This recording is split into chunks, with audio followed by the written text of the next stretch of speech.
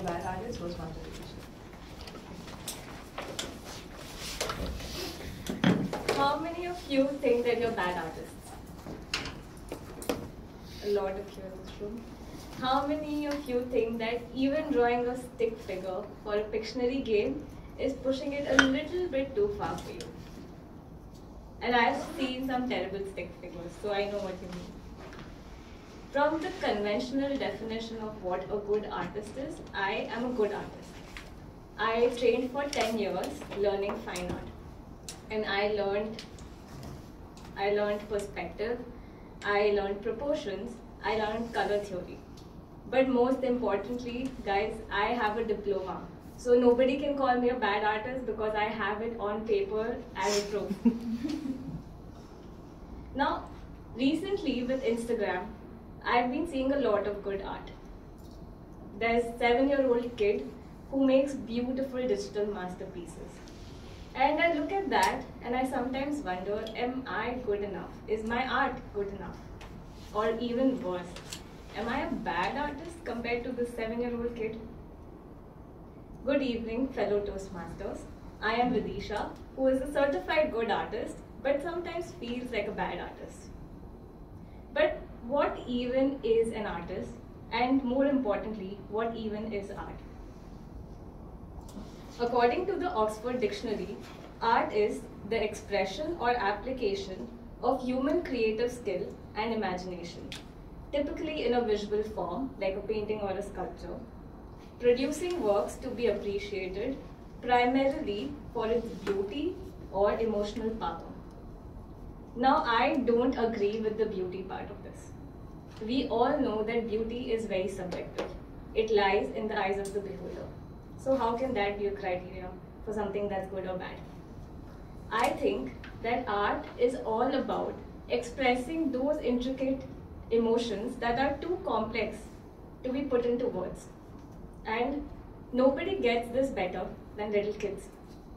The most creative, visionary person that I know is my 4-year-old niece.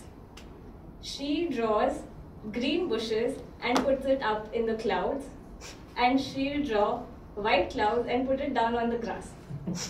She is a complete visionary. Her world is much more vibrant than I can imagine, and her imagination knows no bounds. And at some point, all of us were like her. When we were kids, we used to make pink tigers and polka-dotted suns, and we used to be so proud of it. We used to take it, run to the fridge and pin it up on the fridge. But as we grew up, we forgot that creativity comes from chaos. And we started feeling like we're bad artists. Someday, someone came and told us, "Beta, the sky is blue, so you have to color it blue." And that is when our creativity packed up its bags and it left. But what if I told you that purposely coloring outside the lines in the wrong color is the most liberating and therapeutic experience ever? To understand this, let's go way back in history, all the way to prehistoric times. Think of cavemen painting those iconic cave paintings that we all see today. Now that caveman, he's not sitting and thinking, oh, look at that buffalo, how can I get its shadows right? How can I get its proportions right? No, it's thinking, wow, big buffalo, scary, let me put it on the wall. And boom, we have art. Now, this is proof throughout history, throughout various cultures. You look at tribal art, you look at Egyptian art. It's not about getting it close to the realistic rendition. It's all about expressing and telling stories.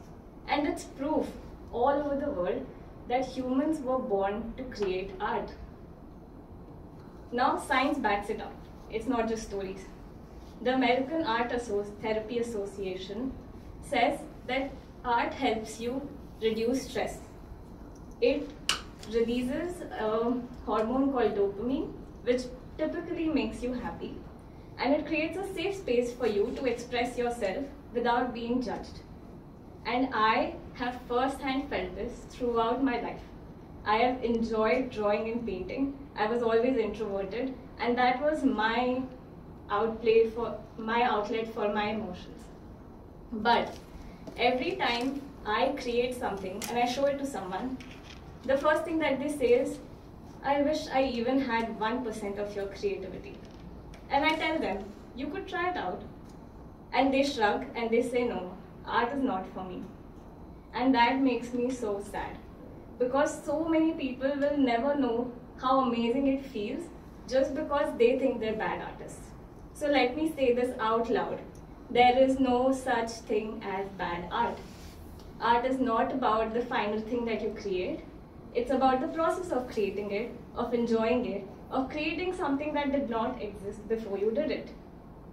So please pick up your pencils, pick up your markers or crayons, or if you're fancy, you can pick up your Apple pencils and make something chaotic.